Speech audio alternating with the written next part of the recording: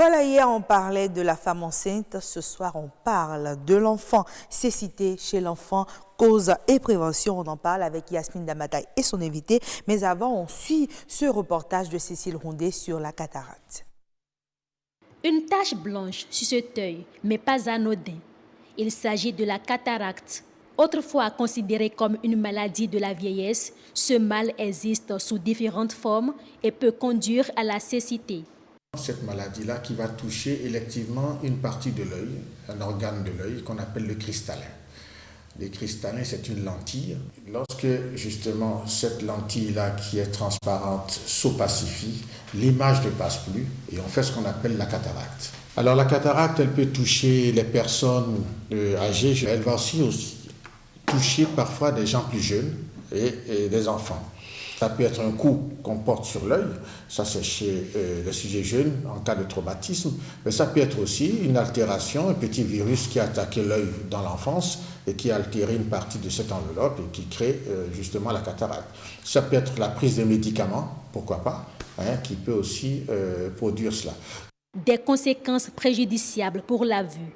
Mais si elle ne peut être prévenue, la cataracte présente des signes annonciateurs.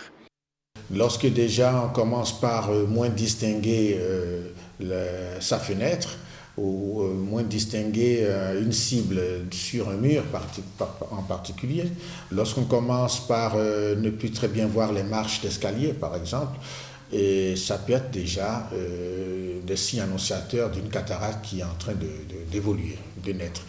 Mais le grand signe, c'est la vision floue. Il y a des personnes qui, lorsqu'il y a de la grande lumière, ne voient plus très bien. Mais lorsqu'elles sont dans une petite pénombre, elles voient mieux. Ça aussi, ce sont des signes de cataracte. Guérir de la cataracte n'est pourtant pas chose impossible. Cependant, il n'existe qu'une seule voie de recours. De toutes les façons, que ce soit pour un bébé, un nouveau-né, que ce soit pour une jeune personne ou que ce soit pour une personne âgée, il n'y a qu'un seul traitement efficace pour la cataracte, c'est justement de l'opérer, c'est-à-dire d'enlever cette lentille qui est cataractée et actuellement on propose à la place ce qu'on appelle un implant, qui est une petite lentille artificielle que l'on mettra à la place de ce cristallin et qui permettra de restaurer la vision qu'on a perdue. La cataracte, à l'instar d'autres maladies de l'œil, peut conduire à la perte de la vue. Mais dans tous les cas, une consultation régulière constitue le moyen de prévention le plus efficace. Perte de l'œil, on parle de cécité, mais ce soir, nous, ce qui nous intéresse, c'est la cécité chez l'enfant. Quelles sont les causes et est-ce qu'on peut véritablement la prévenir? On aura la réponse avec Yasmine Dabata et son invité qui nous ont déjà rejoints sur ce plateau. Yasmine, bonsoir. Bonsoir, Niati Bello, amis téléspectateurs. Bonsoir, docteur Yazid Savage. Bonsoir. Bonsoir. Avec vous, ce soir, nous allons parler de la cécité. Le docteur. Yazid Afolabi Savage, il est ophtalmologue. Voilà. Aujourd'hui, l'élément qu'on a suivi parlait déjà de la cécité, la cataracte qui est l'une des... je m'embrouille là. La cécité qui est l'une des causes, la cataracte. Voilà. Mais non, on va plutôt parler aujourd'hui de la cécité chez l'enfant. Alors, dites-nous déjà, c'est quoi la cécité? Déjà, je vais commencer par dire la cécité, définie par l'OMS, c'est une acuité visuelle qui est inférieure ou égale à 3/10. C'est-à-dire, en fonction de notre échelle d'évaluation de l'acuité visuelle, la personne n'arrive pas à lire plus de 3 lignes. Donc, à partir de là, on parle de cécité. Donc, la cécité, ce n'est pas forcément quelqu'un qui est aveugle, qui ne voit plus rien. On a toujours pensé que c'était un aveugle qu'on appelait quelqu'un qui avait la cécité. Non, ce n'est pas toujours ça. En partant de la définition de l'Organisation mondiale de la santé, c'est quelqu'un qui a une basse vision. Et dans cette catégorie, il y a encore plusieurs catégories pour la cécité. Qu'est-ce qui peut amener un enfant à avoir une cécité partielle ou totale? Déjà, chez les enfants, il faut distinguer les causes de cécité. Il y a des causes congénitales et des causes acquises. Les causes congénitales, ce sont les causes où l'enfant est né déjà avec la cause. Et la cause acquise, c'est au cours de son développement, pendant qu'il grandit, qu'il peut avoir des pathologies ou des traumatismes ou pendant des jeux, qui peut avoir une pathologie qui va entraîner une cécité plus tard. D'accord. Pas que j'ai envie de vous couper, mais quand c'est congénital, est-ce que c'est lié, comment dirais-je, aux soins que la femme enceinte a eu à faire tout au long de sa grossesse? Est-ce que c'est possible que le gynécologue puisse prévoir cela? Généralement, les causes de cécité, les causes congénitales de cécité, c'est généralement la cataracte congénitale, le glaucome congénital. Okay. Voilà ce qu'il y a comme déjà les principales causes les principales causes congénitales de cécité. Oui. Donc, en fonction de chaque type, il y a des soins à faire pendant la grossesse. Généralement, dans le bilan prénatal, normalement, on demande des sérologies pour rechercher certains virus chez la mère. Le virus de la toxoplasmose, par exemple, le virus de l'herpès, le virus de l'oreillon. Ce sont des pathologies qui peuvent entraîner des malformations au niveau de l'embryologie de l'enfant. Donc, quand il y a ces différentes pathologies au cours de la grossesse, ça peut donner plus tard à la naissance de l'enfant une cataracte ou un glaucome congénital. Donc, faire ces analyses, déjà, c'est une forme de prévention. Effectivement. Alors, à part les causes congénitales, les causes acquises, c'est lesquelles concrètement?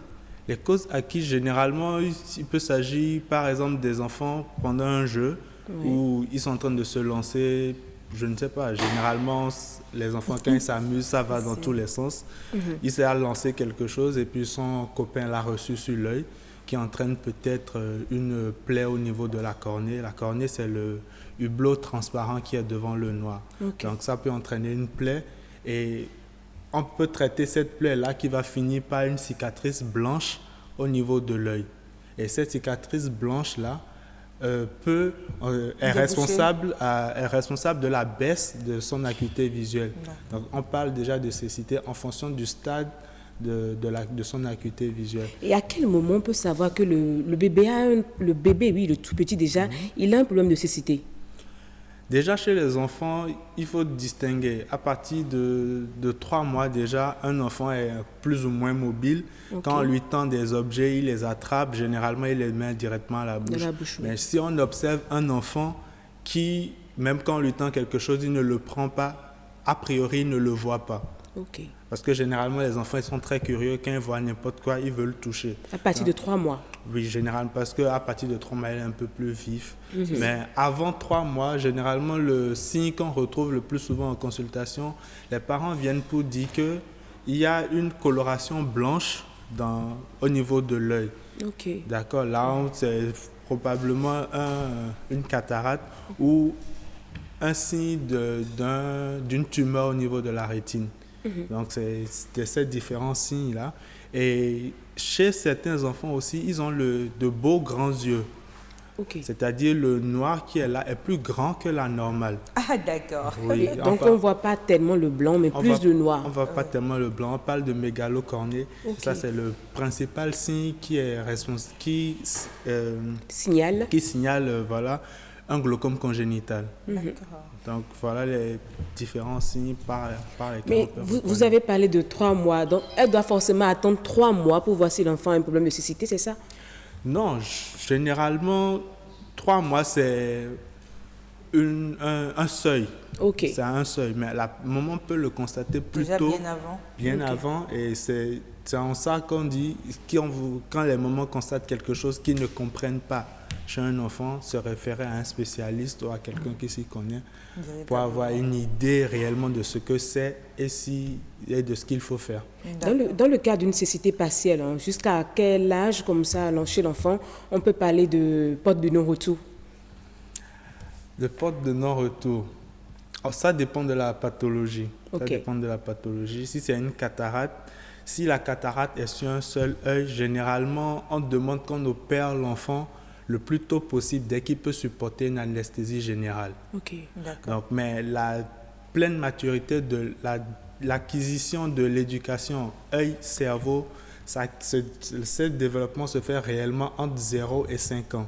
Donc, après 5 ans, c'est un peu... Si la pathologie est restée là pendant 5 ans, c'est un peu plus difficile de récupérer une bonne acuité. Le plus tôt, c'est le mieux. Voilà. Mais quelques conseils alors aux parents, parce qu'il ne nous reste plus assez de temps. Quelques conseils aux parents? Les conseils que je peux déjà donner aux parents, c'est de consulter un ophtalmologiste ou un ophtalmologue, c'est la même chose, qui, dès qu'il remarque quelque chose chez un enfant, surtout par rapport aux yeux, Oui. un enfant qui a un œil qui est dévié par rapport à l'autre, on dit que l'enfant louche, Oui. ou bien quand on remarque une tache blanche au niveau de son œil, qu'il profite, qu'il consulte en même temps Un médecin. pour qu'on puisse prendre des dispositions avant qu'il ne soit trop tard. Certains disent, je voulais lever l'équivoque, certains disent que le flash peut déjà faire perdre la vue à un enfant, c'est vrai? C'est vrai qu'il y a des lésions au niveau de la rétine qui sont liées à la lumière. Okay. Mais généralement, ce sont les lumières de l'éclipse solaire lorsqu'on regarde sans les verres appropriés pendant une certaine durée. Mais les flashs de téléphone tout de suite, a priori, ça ne présente pas de risque. Okay. Mais si l'enfant est exposé plusieurs fois dans la journée, longtemps, avec une intensité vraiment forte, ça peut être délétère pour la rétine. D'accord, mais si vous permettez, il y a aussi des enfants, il paraît qu'ils naissent, ils n'ouvrent pas les yeux. Et parfois, les parents ont peur que cela ne cause à la fin des problèmes de cécité ou bien que l'enfant ne verra pas bien. Est-ce que ce n'est pas juste un mythe? À la naissance, tout de suite, l'enfant vient de naître. On ne va pas demander qu'il ouvre les yeux comme tout le monde. C'est progressivement qu'il ouvre les yeux. Donc, pas besoin de s'inquiéter pour cela. Non, à quel âge déjà l'enfant on peut faire consulter son enfant? À n'importe quel âge, quand vous constatez quelque chose. À n'importe quel âge. Donc le nouveau-né déjà, on peut l'amener chez l'ophtalmologue. Oui, en Europe, il y a quelque chose qu'on appelle l'examen du nouveau-né. Okay. L'examen ophtalmologique du nouveau-né qui est systématique. Donc je pense qu'il faut qu'on en arrive là aussi dans notre pays pour qu'on dépiste très tôt les différentes pathologies chez ces enfants, ces nouveau-nés. D'accord. Agnès Bello, amis téléspectateurs, je crois bien que c'est clair, dès qu'on a un enfant qui a des problèmes de suite sa vue à partir de 3 mois ou qu'il n'arrive pas à toucher les objets, c'est mieux de l'amener voir un ophtalmologue pour savoir la cause. Et si ce n'est pas un problème de cécité, c'est bien. Mais si c'est un problème de cécité, c'est mieux de faire consulter. Merci à vous, Yacine Damata. Nous remercions également notre invité, Afolabi Yazid Savage. Il est ophtalmologue.